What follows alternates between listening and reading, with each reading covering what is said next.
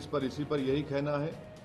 हम उम्मीद करते हैं कि जो 50,000 अभी भी भारत के नागरिक ईरान में है और 10,000 इजराइल में है, उनको वापस लाया जाए। सिर्फ एडवाइजर इशू कर दिया आप बताइए, प्रधानमंत्री गए हैं वहां, 10,000 अभी भारत के नागरिक इजराइल में है, 50,000 अभी ईरान में है, 10 मिलियन पूरे जीसीसी कंट्रीज में है। किसको नुकसान होगा बताइए इससे?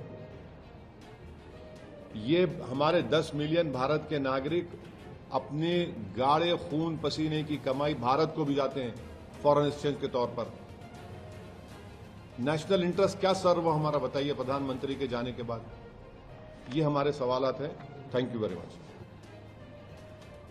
छठी बात यह है कि 10 मिलियन भारत के नागरिक गल्फ कंट्रीज में रहते हैं। 10 मिलियन उन आम उस देश के आम नागरिक पर क्या मैसेज जाएगा कि प्रधानमंत्री मोदी के विजिट के खत्म होने के फौरन बाद इजराइल ने ईरान पर हमला किया। अब आप देखिए बहरीन में हमला हो गया, कतर में हमला हो गया, सऊदी अरेबिया पे हमला हो सकता है। तो ये वहां की जनता को हम क्या पैगाम दे रहे हैं? हम तो हमेशा न्यूट्रल थे। देश के प्रधानमंत्री को और बीजेपी को समझना चाहिए कि हमारी 80 साल की जो लेगेसी थी कि हम न्यूट्रल थे इस मामले में, आज उसका क्या हो गया बताइए। और फिर बहुत गलत मैसेज गया है तमाम ये गल्फ कंट्रीज को, चाहे बहरीन हो, कतर हो, इराक हो। और हम जानते हैं कि कतर होस्ट कर रहा था कि सीज फायर हो गाजा में, इजराइल ने वहां पर हमला कर दिया, बॉम्बिंग की। इसमें भारत का बेनिफिट क्या है बताइए?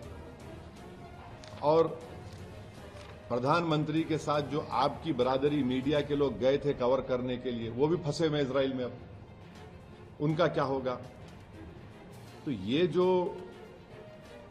और लार्जर पॉइंट ये है कि यूएस पे अब कौन भरोसा करेगा? आप बातचीत भी कर रहे और हमला भी कर दे रहे आप।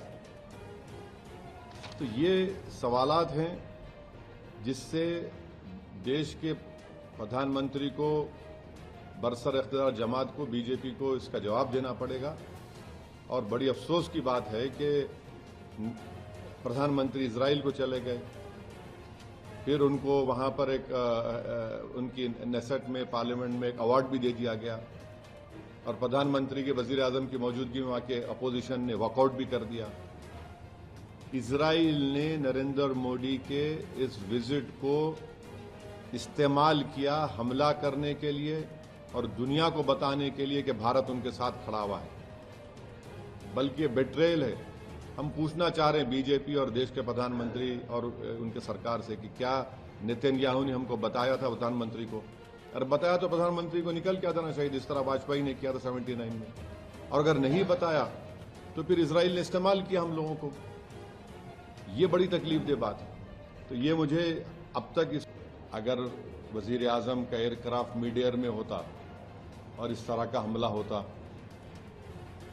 तो फिर इसका जिम्मेदार कौन होते? और वजीर आजम को, प्रधानमंत्री को देश को बताना है कि क्या नेतन्याहू ने उनको ये बताया था कि इजराइल ईरान पर हमला करने वाला है? और अगर बताया था तो फिर वजीर आजम को चाहिए था कि वो फौरन, प्रधानमंत्री को चाहिए था कि फौरन अपना इजराइल का दौरा ख़त्म करके देश को वापस आते। मैं इसलिए कह रहा हूं कि अटल बिहारी वाजपेयी 1979 में चाइना गए थे, और जब वियतनाम पर हमला हुआ अटल बिहारी वाजपेयी वापस आ गए देश को। और अगर इजराइल ने नहीं बताया कि वो यूएस के साथ मिलकर ईरान पर हमला कर रहा है, तो फिर ये तो इजराइल ने हमको धोखा दिया। देश के 133 करोड़ जनता को इजराइल ने, भारत की, धोखा दिया है, बिट्रे किया है। उन्होंने प्रधानमंत्री के विजिट को इस्तेमाल किया है ईरान पर अपने वल्गर अटैक के लिए, और उन्होंने प्रधानमंत्री के विजिट को इस्तेमाल किया है ईरान पर हमला करने के लिए, और जो जेनोसाइड उन्होंने फ़लस्तीनियों का किया है गाजा में, उसको कवर अप करने के लिए। और तीसरा, उसमें मैसेज ये जाएगा कि भारत ईरान के साथ नहीं खड़ा है, भारत इजराइल के साथ खड़ा है। और भारत को क्या हासिल हो रहा है इस हमले से, बताइए।